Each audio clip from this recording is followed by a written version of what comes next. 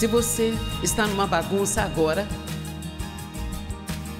pense assim: esta situação vai chegar ao fim e algo de bom vai acontecer comigo. Eu não vou ser miserável a vida inteira, vou fazer algo de bom, vou fazer algo grandioso, vou fazer a diferença neste mundo e eu me recuso a ser infeliz o resto da minha vida.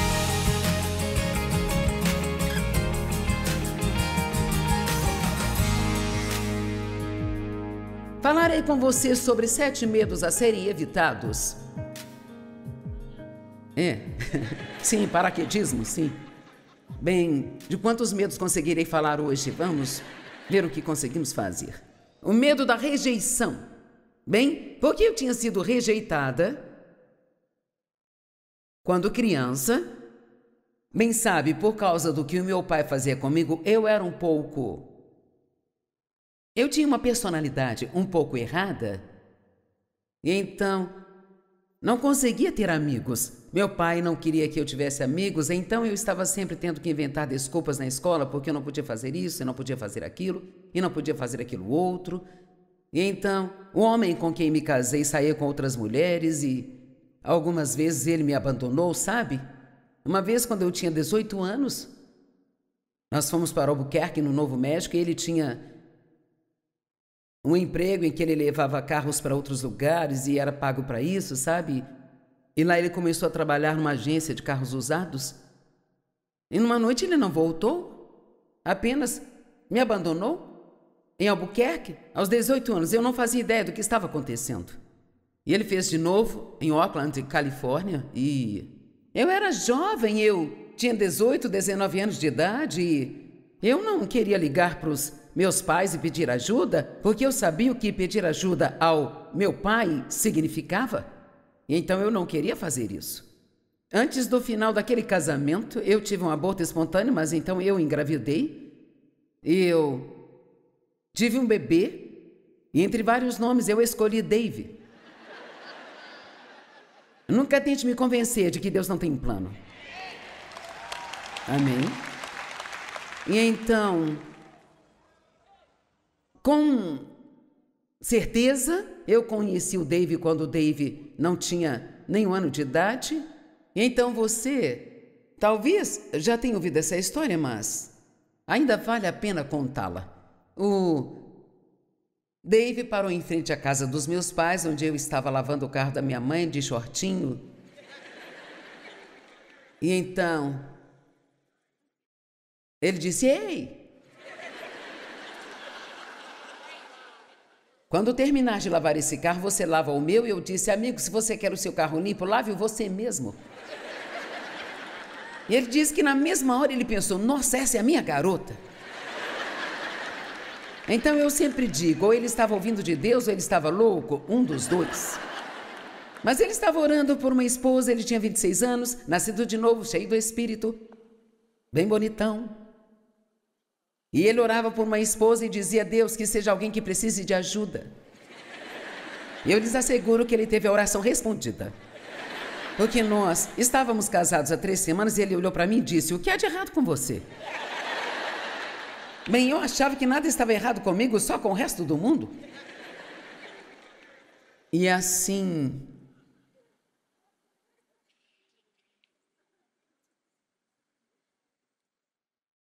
ele teve que lidar com toda essa rejeição, medo de rejeição que eu tinha. E então, quando as pessoas têm medo da rejeição, elas têm vários outros problemas que as acompanham, sabe? Elas são muito facilmente ofendidas, muito sensíveis.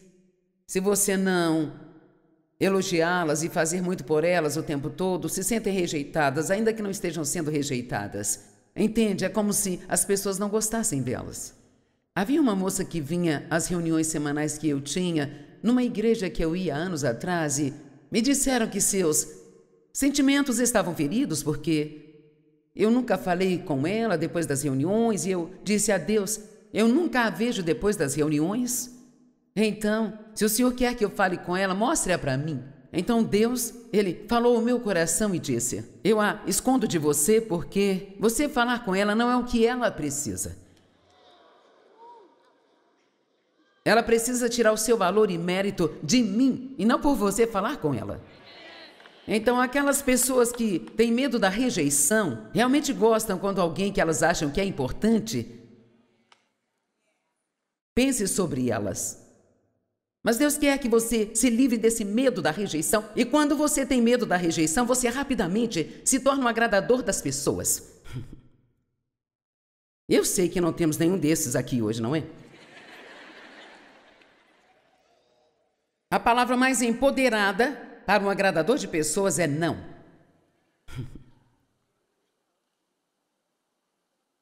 Não, eu não creio que é o que Deus quer que eu faça.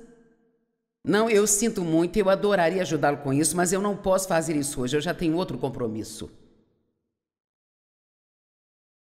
E qualquer pessoa que realmente ame você, ou que seja realmente seu amigo, não vai tentar controlar você.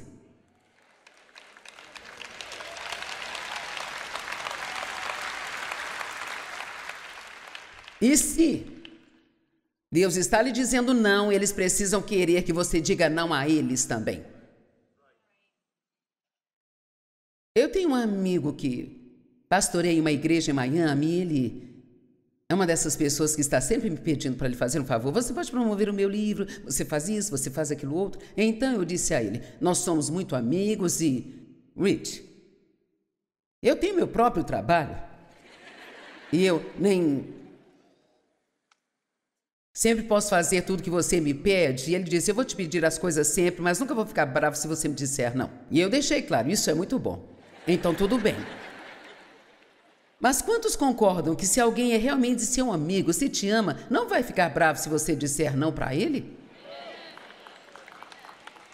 Ele não vai tentar controlar e manipular você. E se você quer ser livre de um agradador de pessoas, então tem que aprender a dizer não. Quando Deus diz não, você diz não. Não diga sim quando o coração estiver gritando não. Quantos fazem coisas que não querem fazer ou acreditam que Deus quer que faça só para evitar que a outra pessoa fique brava com você?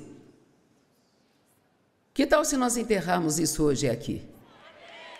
Amém?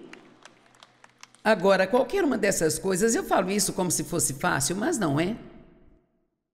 Isso é algo que você vai ter que tomar uma decisão de fazer e você pode sentir medo. E pode sentir, e talvez não gostem mais de você. Bem, se eles não gostarem, bye bye, você não precisa deles. Amém? A rejeição só nos faz, esse medo da rejeição nos leva a fazer muitas coisas estranhas. Em Gálatas 1:10, Paulo disse, se eu estivesse tentando ser popular entre as pessoas, eu não seria agora um apóstolo do Senhor Jesus Cristo. Sabia que se você colocar isso de tentar agradar as pessoas na frente de tentar agradar a Deus, você acabará não cumprindo o seu destino? Porque o diabo sempre vai trazer alguém que tentará te arrastar numa direção diferente da que Deus está tentando fazer com que você vá. Quero que você seja ousado o suficiente para seguir a Deus, mesmo que todo mundo fique bravo com você. E posso dizer a você, quando Deus me chamou para fazer o que eu estou fazendo, eu perdi amigos, familiares se voltaram contra nós. Sabe, as pessoas ficaram falando sobre mim, fofocando sobre mim. Eu ainda agradeço a Deus até hoje que de alguma forma Ele me deu graça e a coragem de ir em frente e fazer o que Ele estava me mostrando para fazer, em vez de seguir essas pessoas. Eu me pergunto onde eu estaria agora. Certamente eu não estaria aqui. Eu estaria num lugar miserável e infeliz e eles não seriam mais amigos meus de qualquer jeito. Amém? Eu vi o que ser um agradador de pessoas fez com a minha mãe. Sabe, eu vi o que o medo do homem fez com ela. Ela basicamente nunca teve uma vida, sabe? Ela viveu até estar há poucos dias de fazer 90 anos, mas ela nunca teve uma vida. Era só medo, pisando em ovos, tentando impedir que meu pai ficasse bravo. Fiz isso também até que eu saí de casa aos 18 anos e finalmente descobri que ninguém me ajudaria. Então, eu pedi várias pessoas da família para me ajudar e elas sabiam o que o meu pai estava fazendo comigo, mas naquela época o abuso sexual era algo que ninguém falava a respeito. Ninguém queria sequer pensar nisso, especialmente se fosse um incesto em família. Então, eles não quiseram se envolver nesse assunto e houve até uma vez que a polícia pegou meu pai abusando de mim. Na parte de trás do seu carro, eu pensei, finalmente vou conseguir ajuda. O policial negociou com meu pai e disse, eu não o mandarei para a cadeia se me deixar ficar com ela por um tempo. Bem, graças a Deus, ele recebeu uma ligação e teve que sair então.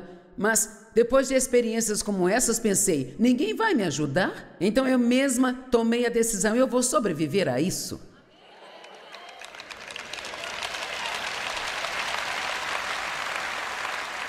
Quer saber, eu vou passar por isso? E só Deus sabe porque eu pensei assim. Não havia razão no natural para pensar assim. Mas eu me deitava na cama à noite e pensava, algum dia eu vou fazer algo grande.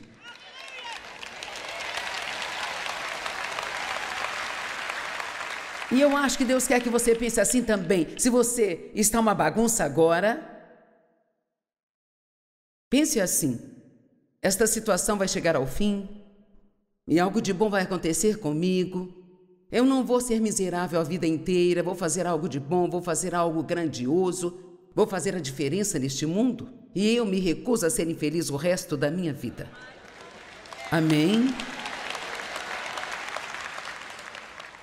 Se você teme a rejeição, você se comportará de uma maneira que realmente fará com que as pessoas te rejeitem.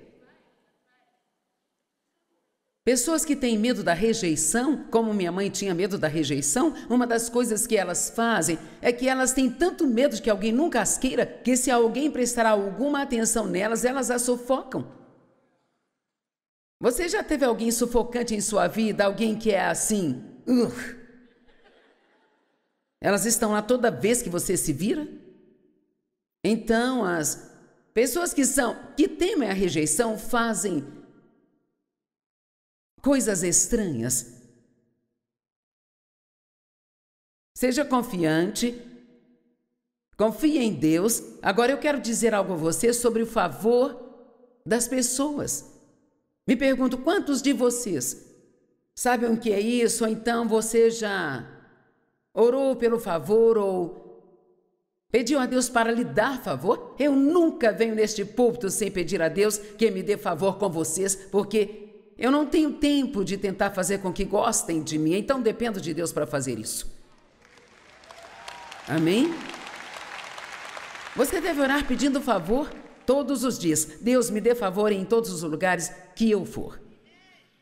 Bem, quando eu sei que estou recebendo favor? Quando boas coisas acontecem. Sabe, você entra num restaurante, está lotado, não há mais lugar, e de repente você senta na primeira fila, com bom lugar para estacionar. Amém? Alguém te atende numa loja e pergunta, você tem o cupom de 30% de desconto anunciado no jornal? Não, eu não vi, eu acho que eu tenho aqui na bolsa, deixa eu ver, vou te dar um, toma aqui, ó. Sabe, quando Deus te dá favor, as pessoas gostam de você, quer queiram ou não? Quantos aqui nem sequer pensaram em orar pedindo favor? Veja, muita gente, estou feliz por estar aqui hoje. Comece a orar pedindo favor. Não é seu trabalho fazer as pessoas gostarem de você. Você só é responsável por ser o seu maravilhoso, único e incrível eu.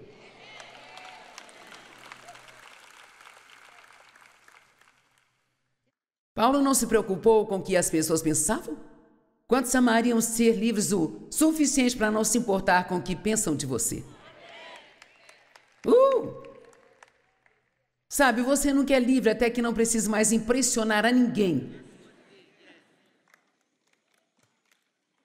Vou dizer de novo, você nunca é livre até sentir que não precisa mais impressionar a ninguém.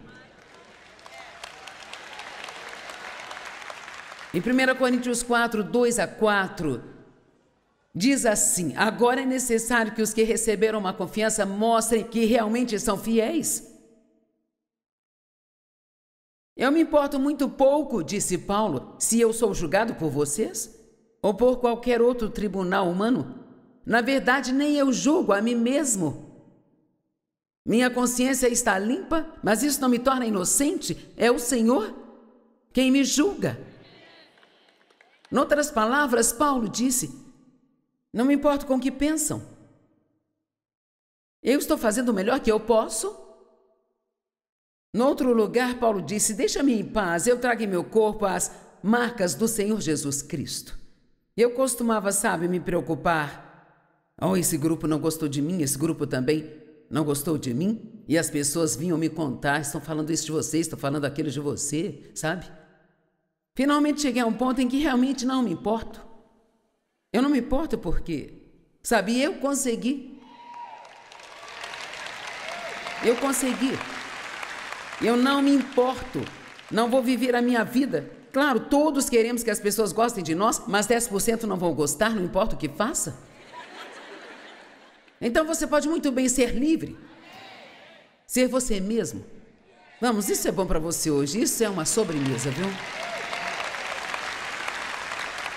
Sabe, só para prática, não para pegar no seu pé, mas vire-se para alguém, quer conheça ou não, e diga: eu não me importo com o que você pensa de mim.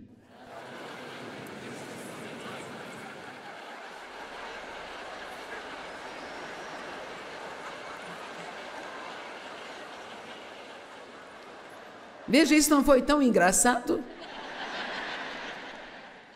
Ok, Lucas 10, do verso 11 ao verso 16. Quando entrarem numa cidade, Jesus disse aos discípulos: e não forem bem-vindos, saiam às ruas e digam: até o pó da sua cidade nós limpamos dos nossos pés. Como aviso para vocês. Tenha certeza disso, o reino de Deus é chegado a vocês. E então Jesus disse: quem ouve vocês, ouve a mim. Quem rejeita vocês, rejeitam a mim. E quem me rejeita, rejeita aquele que me enviou. Então, uma coisa legal de se lembrar: quando alguém maltrata você, Deus leva isso para o lado pessoal. Se você mantém uma boa atitude, alguém pode rejeitá-lo, mas ele dará mais 10 que amam você para substituí-lo.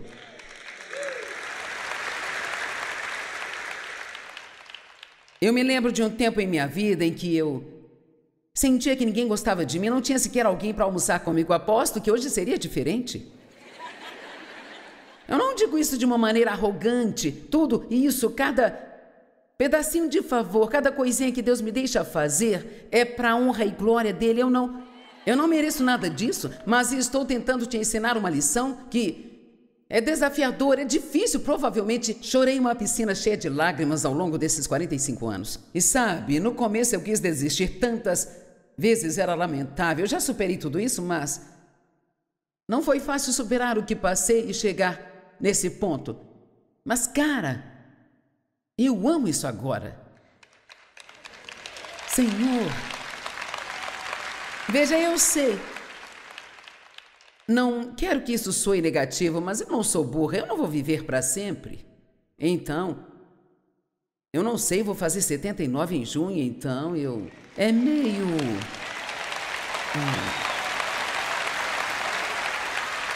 assustador pensar que daqui a um ano eu vou ter 80 anos. Porque, sabe, eu não me sinto tão velha. E sabe,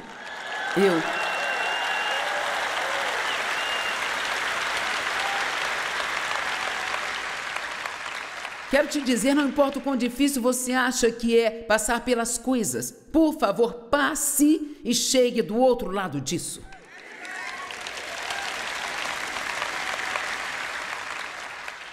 E lembre-se, algo de bom vai acontecer com você. Tem outra escritura a respeito dessa mesma situação aqui, onde Jesus disse: se o rejeitarem, sacode a poeira. É isso que alguns de vocês precisam fazer. Sacudir a poeira. Se você ouvir que alguém está falando de você, sacode isso. Diga bem alto: você pode não gostar de mim, mas Deus me ama. Ok. Jesus foi chamado a pedra, a rocha. Ele é a nossa rocha. Por que uma rocha? Porque uma rocha não se move. Podemos contar com ele sendo sempre o mesmo e... Ele foi rejeitado e a Bíblia diz no Salmo 118, a pedra que os construtores rejeitaram tornou-se a principal pedra angular. Então, se as pessoas rejeitam você e você as ama assim mesmo, sabe, mal posso esperar o outono. Eu tenho um livro que será lançado no outono, chamado Amando as Pessoas que São Difíceis de Amar. Amigos, esse vai pegar vocês de jeito que eu não sei, sabe? É melhor você se alimentar bem quando for ler o livro. Mas Jesus disse que bem fácil você amar as pessoas que amam você, você não é diferente de um incrédulo. Mas eu lhes digo, amem os seus inimigos. Amem aqueles que abusam de você e usam você. E o amor não é sentir carinho por alguém, é sobre como você trata. Tem pessoas que tenho que amar à distância, mas estou determinada a amá-las. E a propósito, Deus é rejeitado o tempo todo. Então você está em boa companhia. Eu pensei, eu não sei por que me incomoda tanto ser rejeitada pelas pessoas. Deus é rejeitado todos os dias. Já pensaram nisso? Ninguém poderia ser melhor do que Ele. Ainda assim não pode fazer com que todos o amem? Número 3. Estou tão orgulhosa de mim mesma. E então o medo de que as coisas nunca mudem. A mentira do nunca. O diabo ama a mentira do nunca. Você nunca vai mudar. Ele já te disse isso? Você está preso a um hábito e parece que não importa o que faça, você não consegue vencer aquilo? Você tenta e tenta e tenta, e talvez melhore por algumas semanas, e então esse que faz tudo de novo. Tem alguém assim aqui hoje? Ok, sabia que a Bíblia diz que Deus deixa uma certa quantidade de fraquezas em cada um de nós para que nós dependamos dele? Você nunca terá um desempenho perfeito, mas pode ser perfeito de coração? Amém? Paulo tinha aquele espinho na carne. As pessoas discutem sobre o que era esse espinho, não importa, era algo que ele não gostava. Não sei se era uma doença ou o que era, como eu disse, não importa, tudo que eu sei é que ele pediu a Deus 3 vezes para tirá-lo e Deus disse não. A minha graça te basta. E assim, então Paulo disse, eu fico animado quando sou fraco, porque quando sou fraco é que sou forte, porque o poder de Deus se aperfeiçoa na minha fraqueza. Deus trabalha através de suas fraquezas para mostrar-se forte. Filipenses 1, verso 6, diz, aquele que começou a boa obra em nós, há de completá-la até a vinda do Senhor Jesus Cristo. Deus não vai deixá-lo no caminho largado em algum lugar. A mentira do nunca. Sua família nunca vai mudar, seu marido nunca vai mudar, sua esposa nunca vai mudar, seus filhos nunca vão mudar. Por que você não aprende a mandar o diabo calar a boca? Nunca é um tempo terrivelmente longo, eu vou te dizer. Eu vi pessoas mudando que, cara, finalmente meu pai foi salvo aos 80 anos. Eu orei por ele não sei por quantos anos e Dave e eu conseguimos levá-lo ao Senhor e ele nos pediu para batizá-lo. Você não acha que foi um dia de vitória para mim? Mas foi preciso amar alguém que eu não sentia vontade de amar. Mas tratamos bem os meus pais, cuidamos deles quando eles ficaram velhos. Custou muito dinheiro para mantê-los com uma vida boa e assistida, e eu não vou entrar em detalhes, mas ser bom com as pessoas que o trataram mal é algo que elas não conseguem entender. Vai além da sua compreensão, e isso foi provavelmente uma das coisas mais poderosas que Deus já me deu a coragem de fazer. Meu pai mudou. Ele sempre teve uma boca imunda e desde que ele nasceu de novo, nunca mais eu ouvi falar palavrão. Ele mudou. Não deixe que o diabo lhe diga que os membros da sua família nunca mudarão e o que quer que você faça, não seja aquele que tenta mudá-los. Economize seu tempo, não funciona. Eu tentei por muito tempo. Quanto mais você tenta mudar alguém, mais resistente ele fica. Continue fazendo isso e eles vão te odiar. Em vez disso, ore por eles. Não sei quem você tem na roda do oleiro, mas quem quer que seja, vá para casa e deixe-o viver, porque você não pode remodelar ninguém. Amém?